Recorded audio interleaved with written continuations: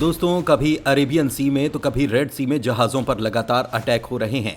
इसको लेकर पूरी दुनिया परेशान है और इसका सॉल्यूशन निकालने की कोशिश की जा रही है। अभी हाल ही में सऊदी अरब से इंडिया आ रहे कमर्शियल शिप पर ड्रोन अटैक हुआ था। इस हमले का जवाब देने के लिए इंडिया एक्शन में आ गया और अरेबियन सी में अपने 3 वॉरशिप को अब अप्लाई कर दिया गया है। दोस्तों, ये तो हम सब जानते हैं कि लंबे समय से इजराइल और हमास के बीच वॉर चल रहा है।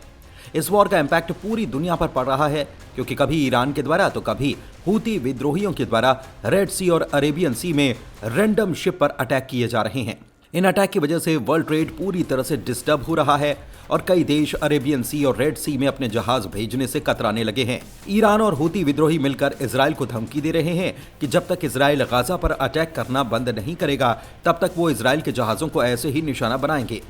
ये दोनों ही चाहते हैं कि पूरी दुनिया युद्ध रोकने के लिए इजराइल पर दबाव बनाए, जो कहीं न कहीं अब हो भी रहा है। खबर यह है कि ईरान हूती विद्रोहियों की हेल्प कर रहा है और उसे शिप पर अटैक करने के लिए और ज्यादा उकसा रहा है।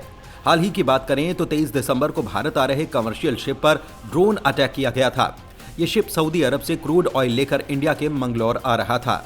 ये शिप जापानी कंपनी का था, वहीं इस पर लाइबेरिया का फ्लैग लगा हुआ था। अटैक के टाइम पर यह पोरबंदर से 217 नॉटिकल मील की दूरी पर था। बता दें कि यह एरिया भारत के एक्सक्लूसिव इकोनॉमिक जोन से बाहर पड़ता है। इस हमले के बाद ही अमेरिका के डिफेंस मिनिस्ट्री पेंटागन ने ओपनली ईरान पर इल्जाम लगाया था।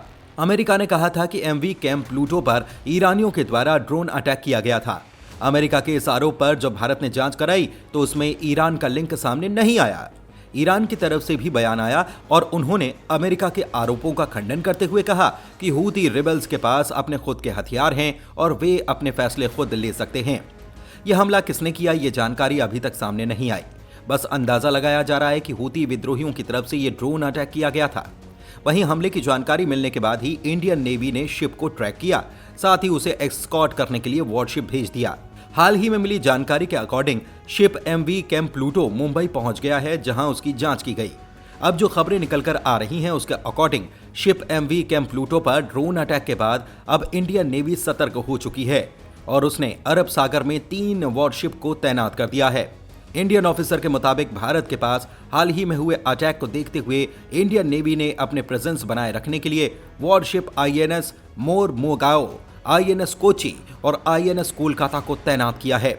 अब किसी भी तरह के अटैक के लिए इंडियन नेवी पूरी तरह तैयार है और इसका मुंहतोड़ जवाब भी देगी। इसके साथ ही दोस्तों, आपको बता दें कि अमेरिकी प्रेसिडेंट जो बाइडेन ने अमेरिकी मिलिट्री को ईरान में 3 फैसिलिटीज पर स्ट्राइक करने का ऑर्डर दे दिया है।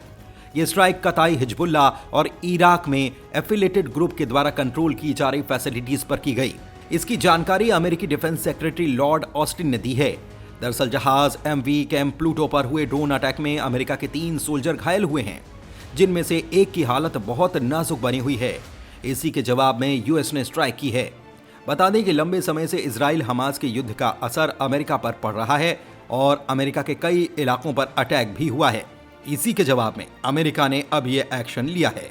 वहीं अमेरिका ईरान को ब्लेम करता आया है कि वो हमास मिलिट्री को फंड करते हैं और ट्रेन करते हैं, जिसकी वजह से वायलेंस तेजी से बढ़ रहा है। साफ है दोस्तों, अब ये युद्ध बड़ा होता जा रहा है।